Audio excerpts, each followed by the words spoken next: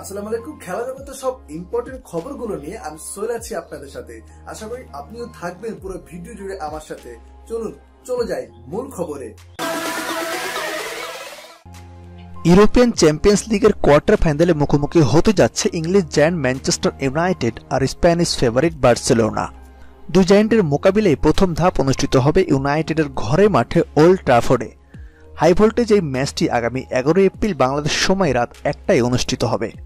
আসুন দেখে নেওয়া যাক এই ম্যাচের আগে কিছু পরিসংখ্যান। চ্যাম্পিয়ন্স লিগে এখন পর্যন্ত এই দুই দলের দেখা হয়েছে 11 বার। ম্যানচেস্টার ইউনাইটেড জিতেছে 3টি ম্যাচ, বার্সেলোনা জিতেছে 4টি ম্যাচ, বাকি 4টি ম্যাচ হয়েছে ড্র। দুই দলের সর্বশেষ দেখা হয়েছিল 2008 সালে। পল স্কলারের একমাত্র গোলে বার্সেলোনাকে হারিয়ে ফাইনালে ওঠে ম্যানচেস্টার ইউনাইটেড। বার্সেলোনার বিপক্ষে মুখোমুখি হওয়া গত 4 ম্যাচে হারেনি ম্যানচেস্টার ইউনাইটেড। ফলাফল ছিল 2 জয় এবং 2টি ড্র। ইউরোপিয়ান টুর্নামেন্টে ম্যানচেস্টার ইউনাইটেডের কোয়ার্টার ফাইনালের রেকর্ড হল 12 জয় এবং 6 পরাজয়।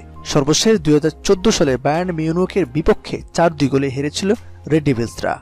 শেষ 28 ম্যাচে ম্যানচেস্টার ইউনাইটেড জিতেছে 17টি, হেরেছে 6টি এবং ড্র হয়েছে 5টি ম্যাচ। জেরার্ড পিকে এই প্রথম ওল্ড ট্রাফোর্ডে খেলতে আসছেন 2008 সালে ম্যানচেস্টার ইউনাইটেড ছেড়ে বার্সেলোনাতে যোগ দেওয়ার পর। একই সিজনে ম্যানচেস্টার ইউনাইটেড এবার দ্বিতীয় কোনো স্প্যানিশ প্রতিপক্ষের বিপক্ষে মাঠে নামবে। গ্রুপ পর্বে খেলেছিল ভ্যালেন্সিয়ার বিপক্ষে। একই সিজনে বার্সেলোনা এবার দ্বিতীয় কোনো ইংলিশ প্রতিপক্ষের বিপক্ষে মাঠে নামবে। গ্রুপ পর্বে খেলেছিল টটেনহ্যামের বিপক্ষে। বার্সেলোনা গত 5 বছরে চ্যাম্পিয়ন্স লিগের মধ্যে 4 বার কোয়ার্টার ফাইনালে বাদ পড়ে। 2 বার অ্যাথলেটিকো মাদ্রিদের বিপক্ষে, জুভেন্টাস ও রোমার কাছে হেরেছে 1 বার করে।